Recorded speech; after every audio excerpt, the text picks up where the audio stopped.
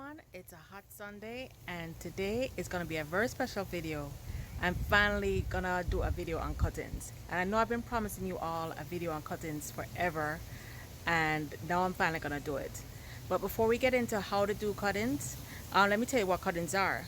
So cuttings are literally taking pieces of plants, taking a scissor and cutting pieces of plant and propagating them or reproducing the original plant based on the cuttings. I was just checking, and I literally have cuttings all throughout my garden. I just do it without even thinking about it, so I didn't realize how many cuttings I actually have. The majority of my cuttings are ornamental plants because guys know I love that rich, lush look in the garden. It's not all about just having food in the garden, but it's also having a lot of beauty and nature everywhere I turn. So whether it's fruits, or if it's vegetables, or if it's just flowers or beautiful plants, I love growing from cuttings.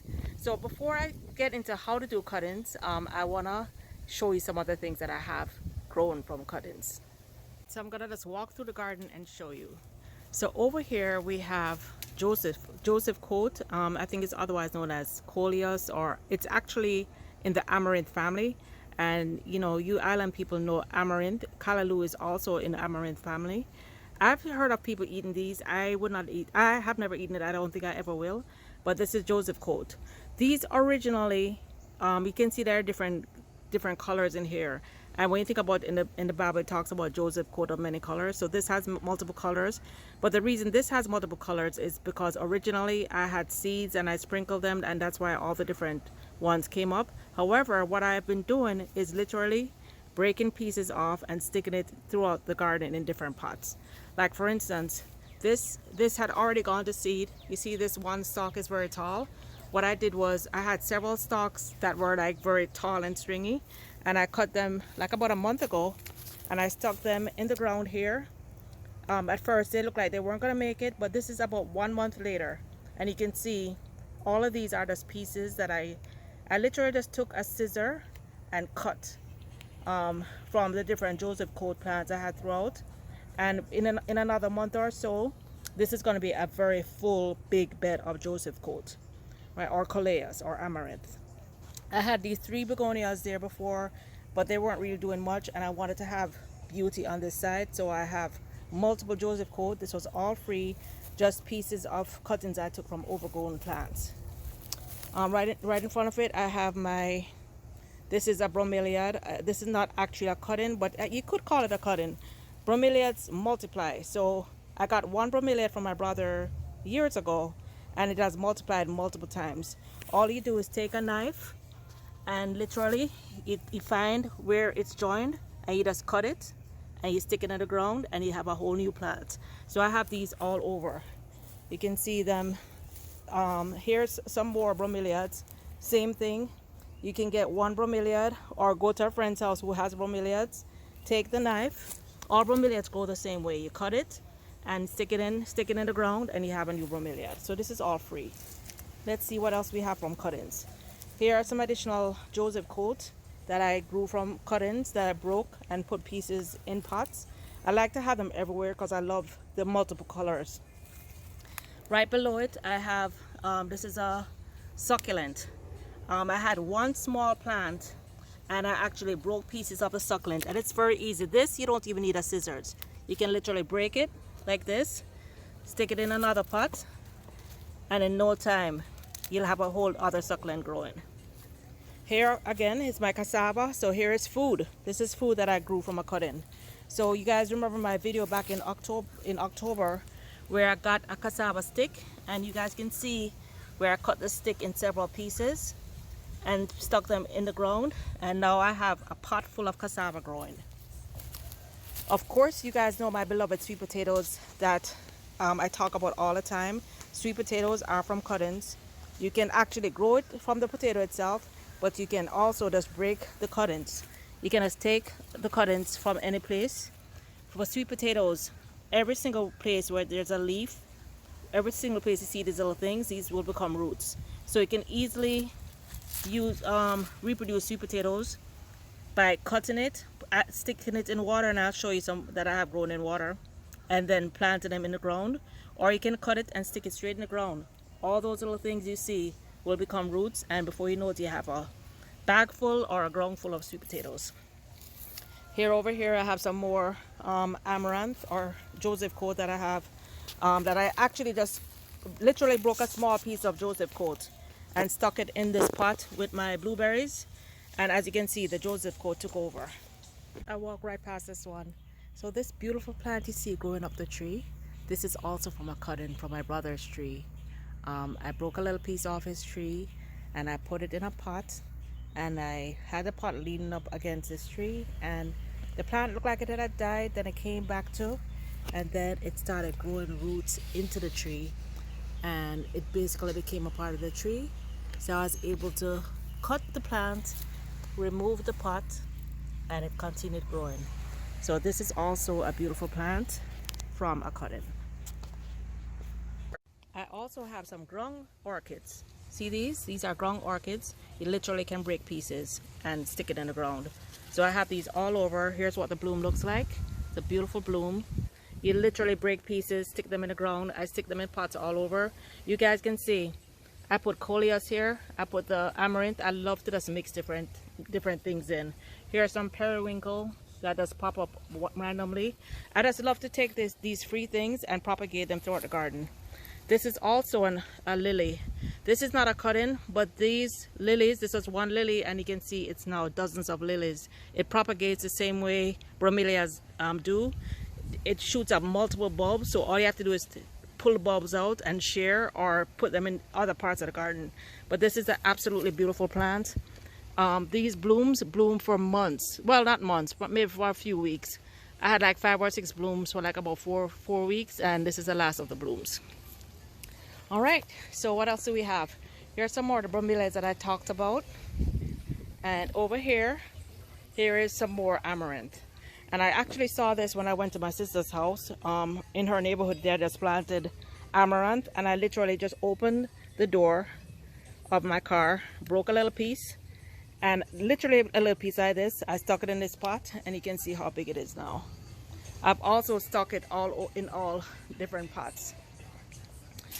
Here I have my sweet potato, which is kind of overgrown, but here's what I mentioned about when you put sweet potato in water within weeks, you have a tangle of roots like that. You can put it straight in the ground. Here I'm just using it just for fun. I do love to grow things that are easy to grow. Here is another plant that is from cutting. Not sure the name, but it's a beautiful plant.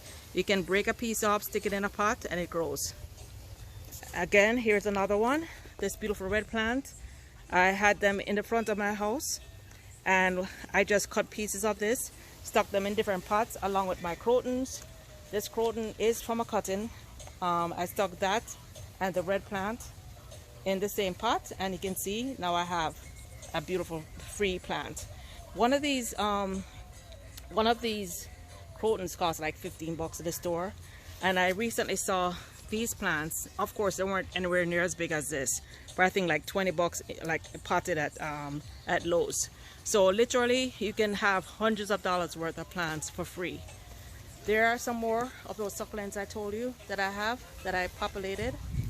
Here's my Indian cane, this beautiful plant. I actually found out this could be grown from cuttings by accident. I broke it. It broke from me by mistake because it was so tall. It was all the way up to the top of the pergola. It broke, and I just took a few pieces and stuck them in different pots, and you can see it grows beautifully.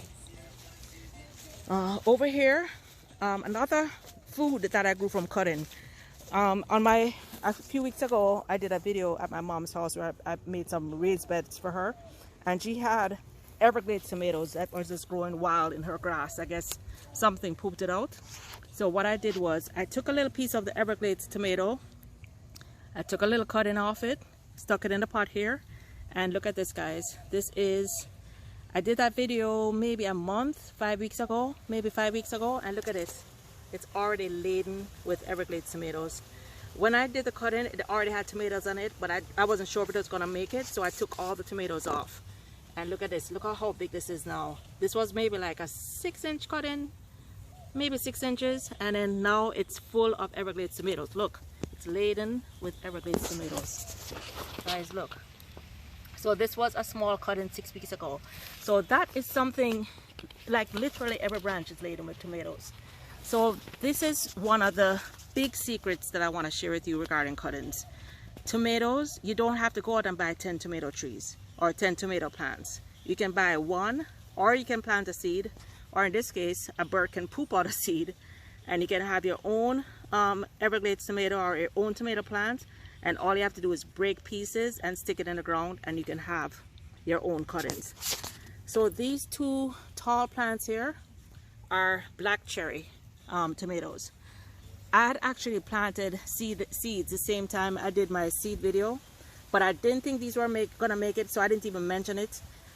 They, after like several weeks, they were maybe like this small, maybe like an inch tall, and they look really pathetic, no leaves or anything. But I stuck them in here with the Everglades tomato, and you can see they have gotten very tall. They're like, what, 2 feet tall, not as tall as the other ones I have, but they already have blossoms on there. So I'm gonna get my black cherry tomatoes along with multiple Everglades tomatoes. So I'm very, very happy. So tomatoes are a wonderful thing to grow from cuttings. Here is my yellow coat plum tree. I should call it a tree. There are not many plums. There were like about 5 or 6 plums. They keep dropping off, but it's the first year. So this is another tree that is very easy to grow from cuttings. You can literally break the branch, stick it in the ground. Same for the red coat plum. All right, and then crotons, of course, can be grown from cuttings. And in my front garden, there are multiple more trees that plants that I have from cuttings. So I just wanted to give you guys an idea of what can be grown for cuttings. So let me show you now how we actually grow cuttings and what you're gonna need. So I have a few supplies here. This is my first time using this. This is coconut core, right? So the brand is Sponge Ease Coconut Core. And what I usually use in the past, I've used potting soil, which really isn't the best thing. I've used peat moss, which isn't sustainable. Coconut core is fully sustainable, so it's a really good source. If you watch AA Home Gardener, she has a video talking about all the good benefits of coconut core. You guys can go check that out. And also Jamaica Agri Boss #1, he has a video where he does a ton of cuttings and he uses mainly sand or coconut core. Those are 2 things he used. So I figured, you know what, these guys have done a lot more than me, so I'm gonna try coconut core to see how it goes. Also, for most of the items I showed you, I didn't use rooting hormone, but because I'm doing fruit trees this time, I'm gonna use rooting hormone to help the cuttings take roots. And also I'm gonna grow some in plastic cups. I like to use these clear plastic cups when I'm doing cuttings or anything, because when the roots start forming, I'll be able to see when the roots are forming without pulling them out. So I'm going to use these plastic forks. I also have a scissors that I'm going to use. A clippers that I'm going to use to do the actual cutting. If you have one that is heavily used like mine is, you can wipe it off with some rubbing alcohol. Today I only had hydrogen peroxide, so that's what I used. And also use a pen, just in case, depending on what you're cutting, to make sure you know what you actually cut. All right, so let's get to cutting. Today we're gonna do some cuttings from my cherry tree. I have a guava tree in the front yard, a strawberry guava tree that my friend wants pieces of that I'm gonna do, and then we're gonna pot them up. What I should have done is, while I was going around and showing you the garden, is put my my coconut core in water. This says for this 1 block it needs 9 to 10 cups of water, and then you have to wait until it absorbs all the water before you use it. So I'm gonna go ahead and put this in the water now and come back to it. This is like a very hard block. It feels like a cement block, it feels like, but it's actually coconut core. So we can see it's hard now. We're gonna see what it looks like, and you see how small it is. We're gonna see what it looks like. I'm gonna put it in this container and add 10 cups of water to it, and then we'll come back and look. All right, guys, you guys have never been to the front of my house, but this is the only fruit tree I have in the front of my house. It's a strawberry guava tree, and you can see it's laden with strawberry guavas. They're green. It just finished blossoming, so they're all still green now, but you can see every branch is absolutely laden with guavas. This tree, tell the truth, I didn't realize it was guavas until months, I think 6 months after I lived in this house, because these guavas are not like the traditional guavas. They are way smaller than the guavas you see in the island. I think this is mainly like a Spanish guava, but they call it strawberry guava. They're as small like strawberries, and they are red like strawberries when they're ripe, but they're absolutely delicious, and they have a very powerful guava flavor. You know, some guavas are very kind of watery or mild. These are always packed in flavor. So I'm going to take a few cuttings of this, and then we'll move on to the cherry tree and the other trees. I'm just walking to the cherry tree, and then I just want to remind you of these other cuttings I took. This is my gardenia. I took a cutting last summer from my brother's tree, probably about 8 months ago, and you can see it's already about to flower. This is a gardenia, and you can see 3 more buds coming out. I had these in the same pot with a couple angel trumpets or trumpet lilies, but I separated them last week. So now these angel trumpets also from a cutting, all this mint also from a cutting, and here's an additional angel trumpet. All these were just taking a branch, a small piece of branch, and breaking them off and adding them here. You can also grow thyme from cuttings. You can grow basil from cuttings, mint, oregano. There's a whole lot more that you can grow from cuttings. Anyway, let's move on to the cherry tree. All right, so let's start with my cherry tree, my beloved Barbados cherry tree. So I want to have multiple Barbados cherry trees. Right now I know I have limited space, but you guys know my dream is to one day have an acre. So I'm going to get started on making cuttings so I can have, instead of paying $45 per tree, I'm going to do several cuttings, and so I'll have multiple trees. So if you look closely here, for these trees, like everywhere you see a leaf growing is its potential roots, right? So I'm gonna cut right below a leaf, and these spots where you see the leaf, these are called leaf nodes. So for the leaf nodes, what it does is it's like an information highway. You have energy coming down from the top to the bottom to form roots, and then energy from the bottom up to form leaves. So what we're doing is cutting directly below the leaf node. The leaf node is a spot where the leaves will potentially grow. Once we bury at least 2 leaf nodes into the ground, I'm probably going to do 3. What is going to happen is that we're going to have roots forming below the leaf node. So let's do a couple more. Also, because I don't want my tree to be just one straight line, of course I want my tree to have branches. So I picked one that has this Y branch. I can see it's actually beginning to blossom. So what I'll do is, because I want it to have energy, to focus the energy in producing roots, I'm going to pick those blossoms out, but we'll do that later. Yeah, it's quite a few blossoms coming out. So what I'm going to do is cut a few more of these, and then we're going to move on to the plum tree. All right, so let's see, let's get another, here's another nice Y. I could pick like a thicker branch if I wanted it bigger, but I'm not sure how this will work if it's too thick, but why not? Let's try it. And because this tree is 5 years old, I'm not gonna have to wait several years for it to bear. I'm gonna get cherries pretty soon, probably in a year or 2. So this is a beautiful one.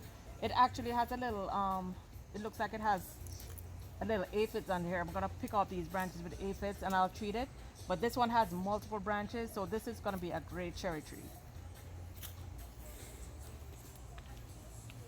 And as I go in, this is another nice one. This has multiple branches also. As I go in and show you how to actually plant it, I'll explain more about the cambium layer, which is a layer that's directly under the bark, and how that works to create new roots. All right, so we have 3 of the cherries. I also picked like 3 or 4 from the strawberry guava trees. I'm gonna show you that. And then this is my red coat plum tree. This is extremely easy to propagate. You really don't need much for it to grow. You just literally stick this in the ground and it will grow. And I'm not a big fan of this plum tree, but I'm gonna take a piece anyway, just to have it, or if someone wants a plum stick. So I'm gonna take a piece of this. With the plum trees, you can literally break a piece off this big and it will grow. But for now, I'm gonna just take that small branch. I also took several pieces of my croton because these crotons I paid like 15 bucks each when they were like in the small pots, and I actually propagated it to create that one because I had a gap in the area where people could see in. So this was actually from this tree that I propagated to add here. So I've taken about 4 or 5 cuttings off this because I want to have multiple crotons. These are very expensive. I don't want to ever have to buy crotons again. So the good thing about buying these things is that you can multiply them without any expense. So let me show you now how to actually get them started. Okay. All right. Okay, so now let's look at our cherry cuttings. So I just wet the cherry cutting just to don't wash off any little bugs or anything that was on it. And I can see that there are multiple blossoms coming out. I'm gonna take these blossoms off. I know I watched Jamaican Agriboss's video and he actually had his cuttings with blossoms and they actually grew cherries on it. So I think I'll leave some of the blossoms on, but if I see it struggling after the next week or two, then I'll just break these blossoms off. So what we're gonna do is we're gonna remove the lower leaf nodes. We don't want to cut into the trunk itself, we just want to remove the leaf nodes. I'm going to actually remove these lower branches because this is going to be under the ground or under the planting medium, coconut coir in this case. So I'm going to remove these leaf nodes because you guys remember I just explained that these leaf nodes can either grow leaves or roots. So we're not trying to get it to grow any leaves at this point. We want it to form roots so that we have a free cherry tree. Oh, that looks like a beautiful cherry tree. I'm gonna cut some off the top, make it a little bit smaller. It will all grow back, but the important thing right now is not blossoms or getting cherries. The important thing is getting this to grow. So what I have to help the process along, oh, this piece needs to be cut a little bit closer. So you can see I'm cutting it very close to the stem, to the main stem. All right, so all the leaves are gone. What I'm going to do next is scratch the surface around the leaf nodes to stimulate growth. So directly under the bark is a layer of liquid called a cambion layer. You see that green right below the bark? That green is called a cambion layer. And what that does is it helps to develop, sends hormones from the roots up and from the top down. And this is where that's what stimulates growth. So I'm just gonna scratch the surface a bit, and then I'm gonna use rooting hormone. This costs like $3. You don't have to use it. I think it works. I mean, I usually use rooting hormone and I'm usually successful, so I'm gonna use rooting hormone. And guys, I forgot to check on my cocoa peat. Actually compare coconut coir to peat moss. So I actually had some cups that already had peat moss. So I'm gonna stick this one in the peat moss since it's ready. Then we're gonna check on our coconut coir. So the peat moss, I've already wet the peat moss. I'm gonna show what it looks like.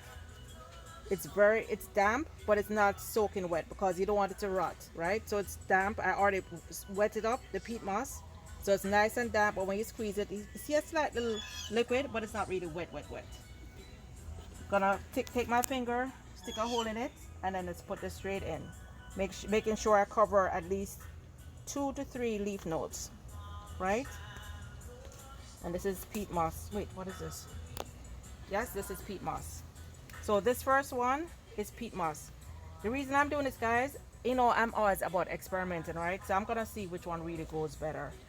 The experts say coconut coir is the best, plus it's sustainable, so for that reason I like it. But I had peat moss here, so I figured I'd use it. So this very first tree is peat moss. So now let's check on the coconut coir. So if you look here, I don't know if you can come a little closer. I have my strawberry guavas that I cut off. I'm gonna remove all those guavas, but my coconut coir is a bit wet.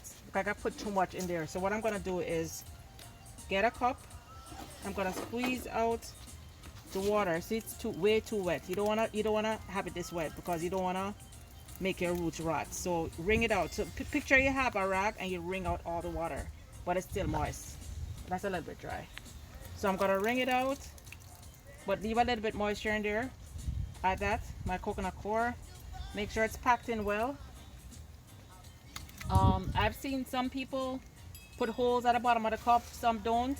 If you don't put holes on the bottom of the cup, you have to be very careful that it doesn't rot. I prefer to have, I took my knife, my scissors, and I put the little just some little slices at the bottom so it can drain.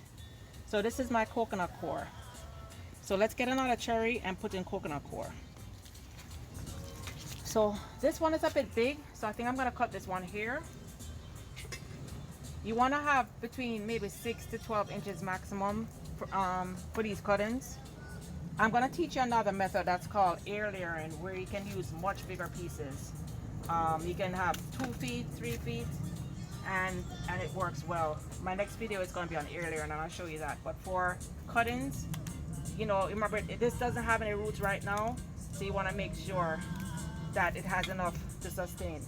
So I took off the bottom few leaf nodes, and I'm gonna scratch the surface to show the cambium layer. See, you see that green? That's a cambium layer. I'm just scratching the surface, and then it's gonna, because it's underground, it's gonna think it's, well, it's underground, under the earth. It's gonna form roots in where the leaves were. So here is my rooting hormone, and that helps to stimulate the root. This one is called Garden Safe Take Root, and it's organic. It doesn't have to be this one. I just chose this one because it was only $3 on Amazon. I like Bonide. Bonide is what I use a lot. Bonide is actually from Lowe's, but I couldn't find, I've been packing and doing stuff, so I have no idea where I put my Bonide. So for now we're using this new one. So let's use, this one is, make sure it's coconut core, that's the peat. I'm gonna pick my cocoa. So I have one in peat, one in cocoa. I'm gonna use my finger, stick a hole in there because I don't wanna get rid of all the rooting hormone, and I'm sticking it in here. All right, and I'm gonna pot these up. This is gonna work the same exact way, but I don't want the video to be too long. So I'm gonna do the exact same thing. For these strawberry guavas, you can see all the leaf nodes. All these little dots are where their potential roots. All these little dots. So I'm gonna make sure, I'm gonna scrape the surface,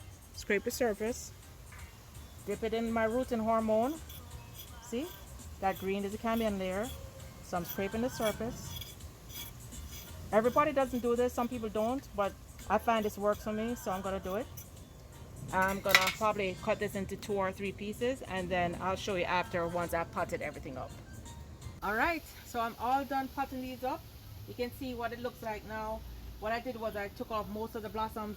For the cherries, I left a little bit of blossoms on. I have some in cocoa peat, some in cocoa core, some in peat moss. I've potted up the strawberry guavas, the cherries, and some crotons. Normally when you have to take cuttings off plants, that is, you cut the leaves in half, or you just leave the top 2 leaves. But I've noticed with crotons that sometimes I literally just break the branch, stick it in the ground, and it grows, even if the leaves are on. If it's too much to handle the bottom leaves will just fall off, but I let them fall off naturally. So this is everything. So the very next step we do is we just lightly mist it. And what you'll do is every few days you put the hose on mister and you just lightly mist it. You don't want the roots soaking, but you want to make sure that the cuttings stay moist so that they don't dry out. Once they dry out, you're going to lose your cuttings. Then what I'm going to do now is put it under a nice shady tree. I call that tree over there my umbrella tree, so I'm going to stick it under there so it's out of the direct sun. But then if it rains, the rain won't really hit it directly, because that tree is pretty much like an umbrella. Anyway, that is it for now. Till next time, let's plant, go and eat together. Go out today and plant a seed. Go out today, take a cutting. This didn't cost me anything apart from the cocoa core that I bought. This was absolutely free. I went into my garden and I saved myself probably $200 or $300 worth of plants just by taking cuttings from existing plants. Till next time, don't forget to follow me on Instagram also. Let's plant, grow, and eat. Stay safe. God bless. Bye.